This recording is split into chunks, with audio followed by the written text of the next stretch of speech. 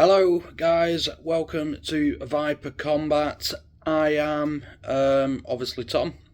This is my old channel which I'm revamped, so all my returning subscribers, I hope you like the new update on it. So today guys, we're going to talk about my own IFAK, IFK medical pouch. I touched on it yesterday when I was going through all the military equipment what I've got. This is just my own personal IFK pack. There is more items to the left of me as well, but I can only fit so much on the table.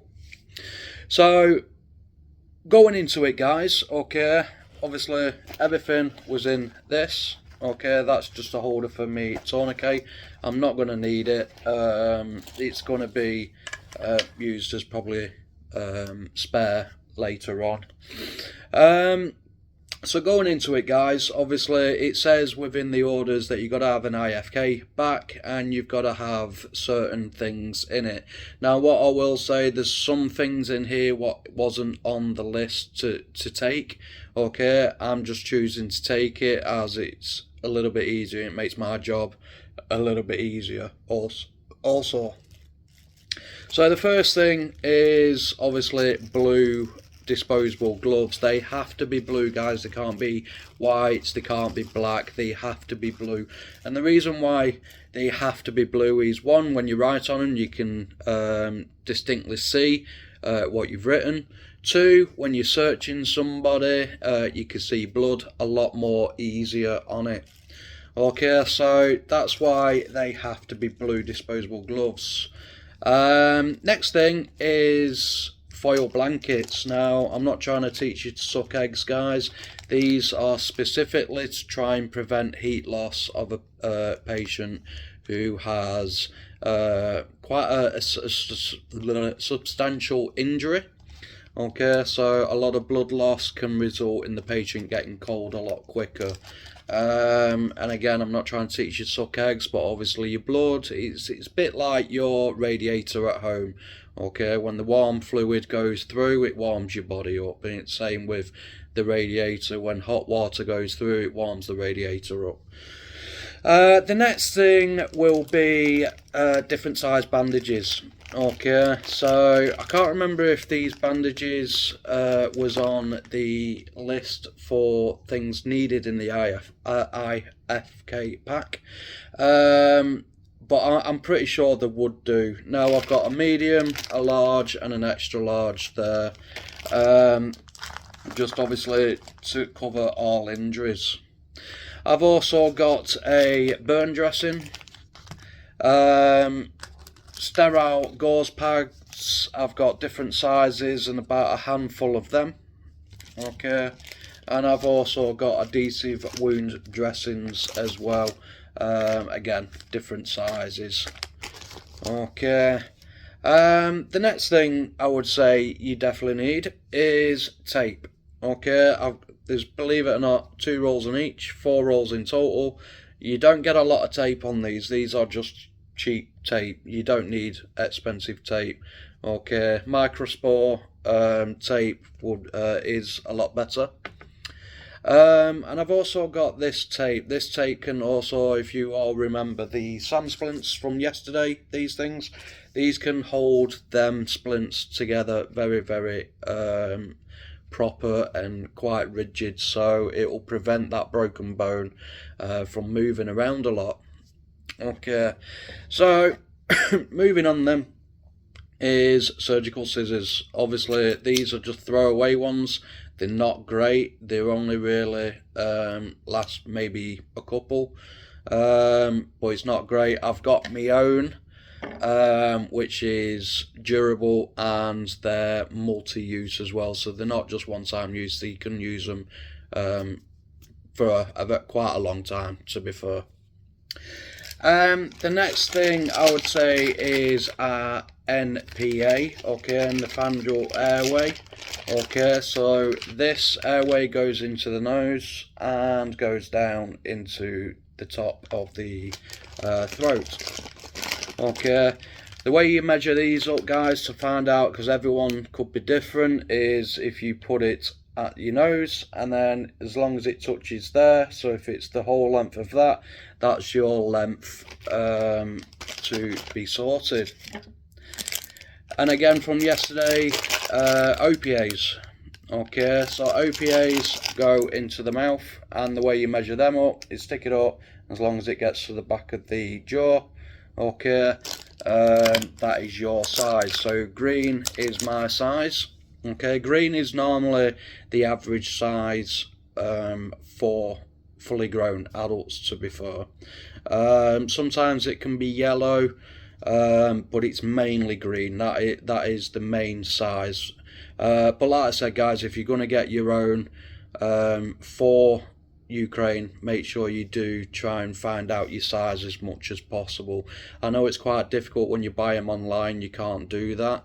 But if you're going to do them online, at least get a green or a yellow, and then you can try it out. They don't cost a lot of money, but don't get the cheap ones, guys. Get the better ones from proper medical sites, especially over in the UK. So moving on then, guys, is first field dressings. Okay.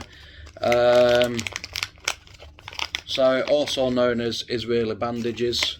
Okay, as you can see, they are vacuumed to prevent any crap and that getting into it.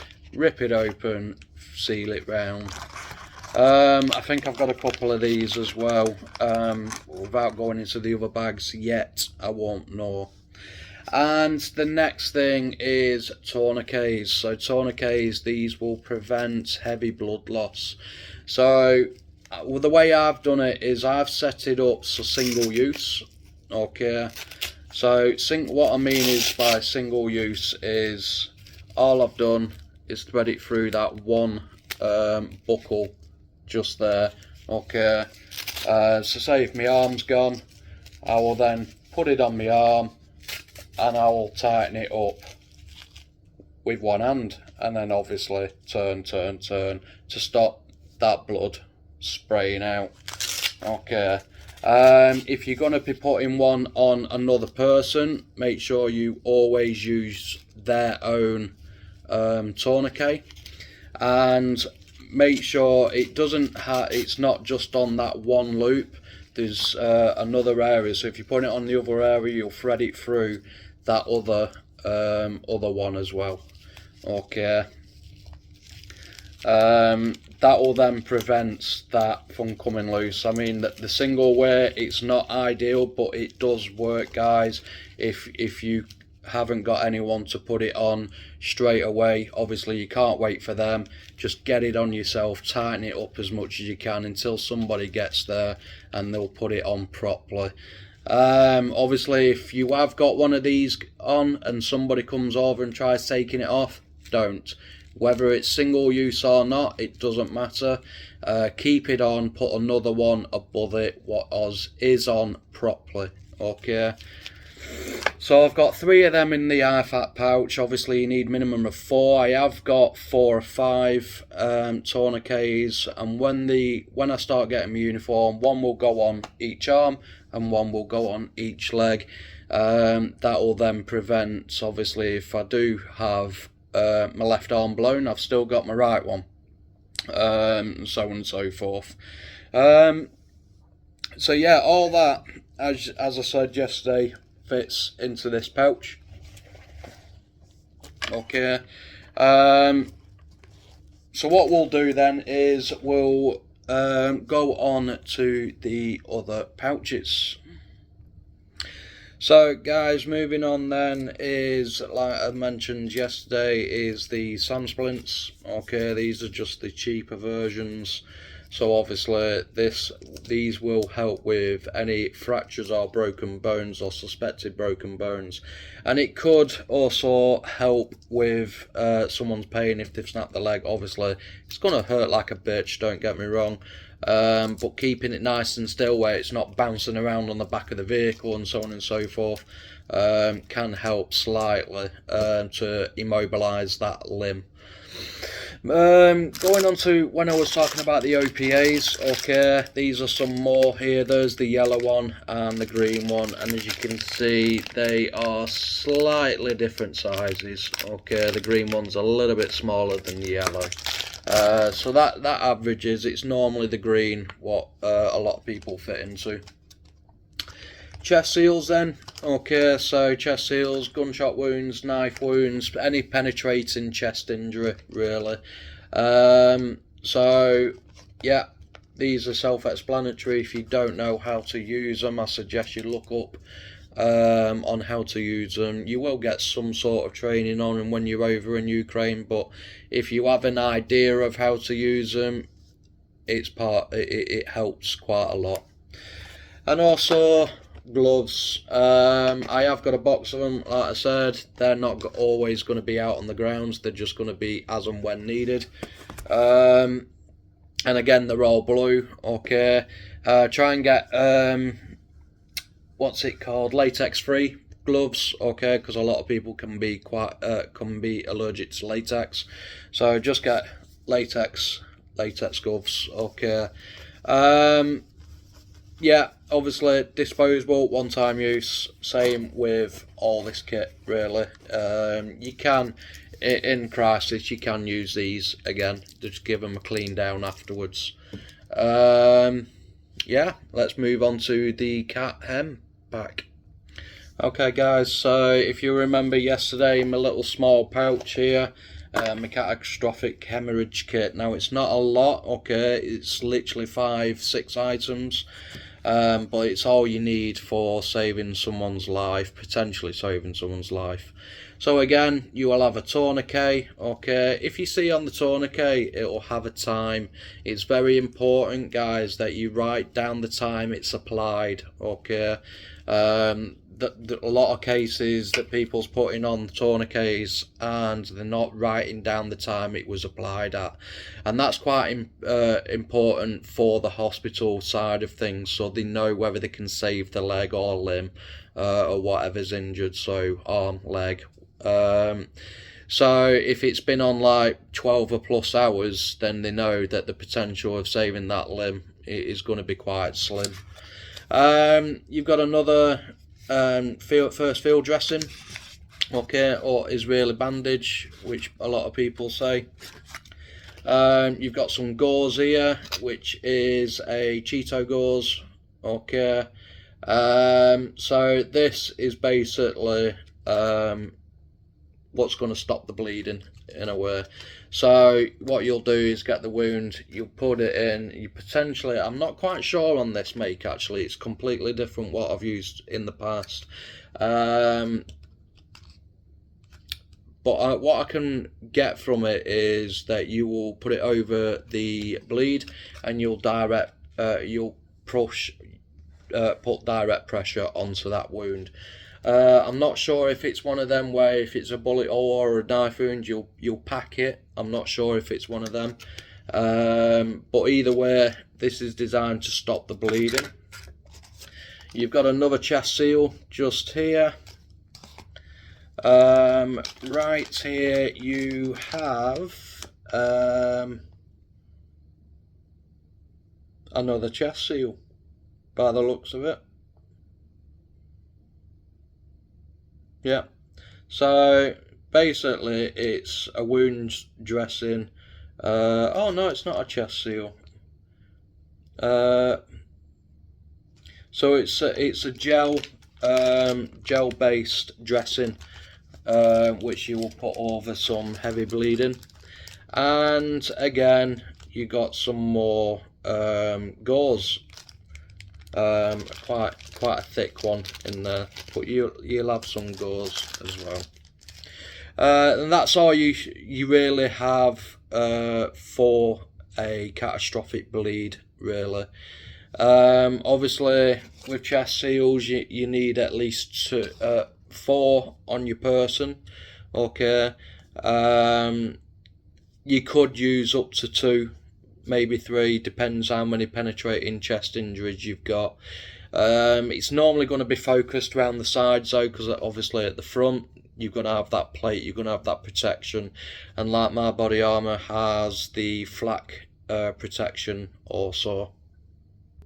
So as you can see guys, it's all packed away now, and it all fits nicely into this little pouch.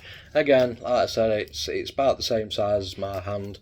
Okay, so but that's got everything in, catastrophic hemorrhage kit.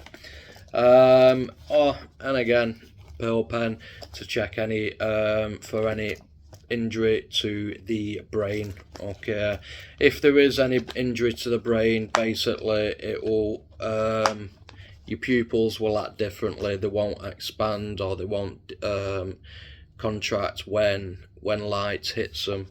And you could also see if someone's dead as well, with that, whether the eyes fluctuate or not.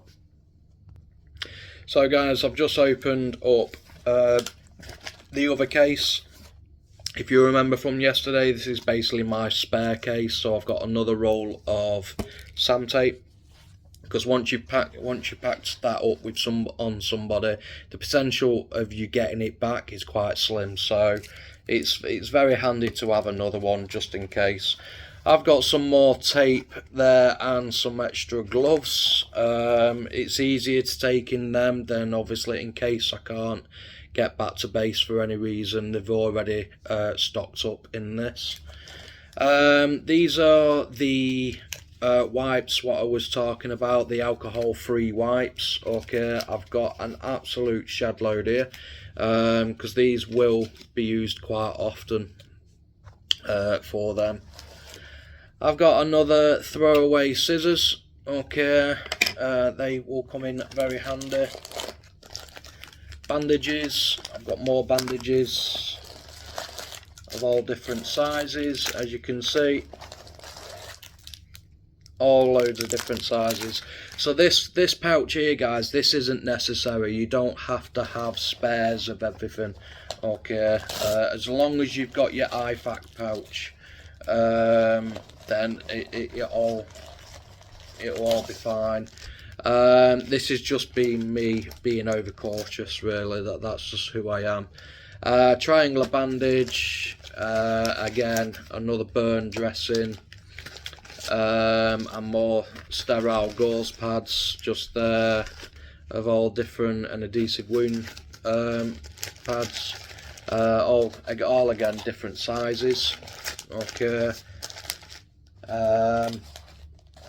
Moving on to this side, I have plasters and dressings and all that on this side. So again, like I said, it's basically like my pouch of plasters, really.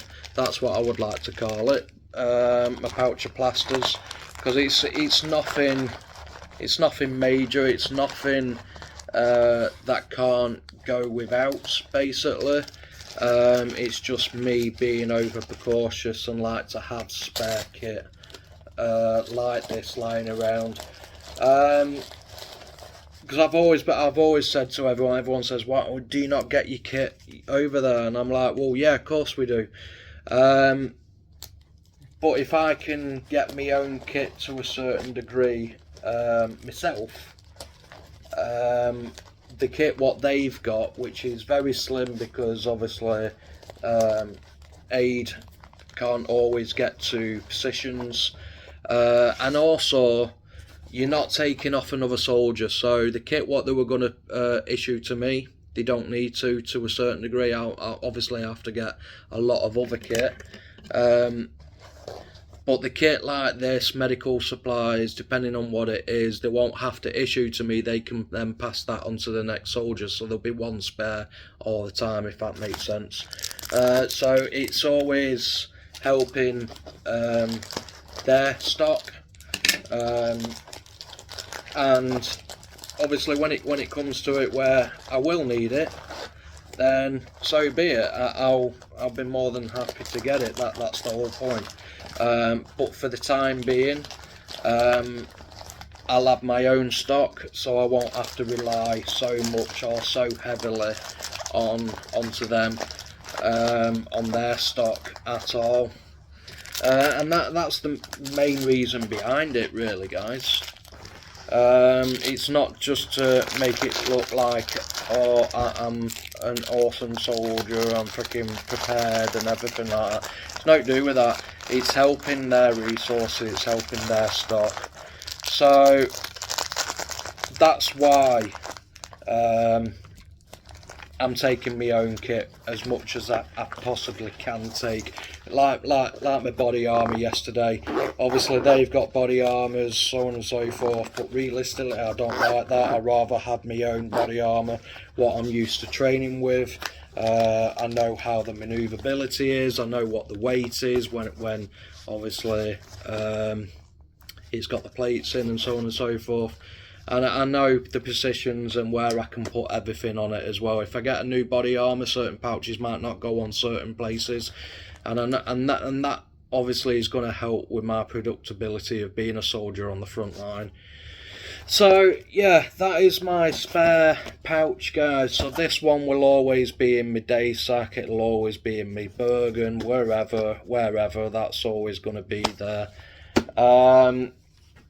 That one is going to be more than likely going to be placed on my body armour, okay, and the other one with the eye gels in, not the eye gels, sorry, OPs, MPs, stuff like that, that will be in my day sack also.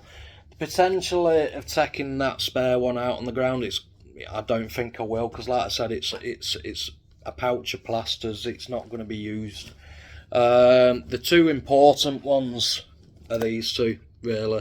So I'll probably have that one on my body armour because that is nice and small, it's nice and humble, and this bigger one will get put into my day sack, really. So yeah, guys, if you haven't already, please obviously subscribe. It would be absolutely amazing. I'm going to try and bring more videos out about Ukraine, especially when I'm over there. I'll be uploading. Like I said, it won't be probably all the time, but it will be whenever I can. Travels, firefights, wounds, everything like that, and I will try and do my very best, guys, to answer all your questions as well regarding this. But yeah, guys, if you like this video, please hit that like button, subscribe, and comment down below what you think. If you think I've missed anything, or if you're not sure about anything, give me a shout, guys. Alright, see you later.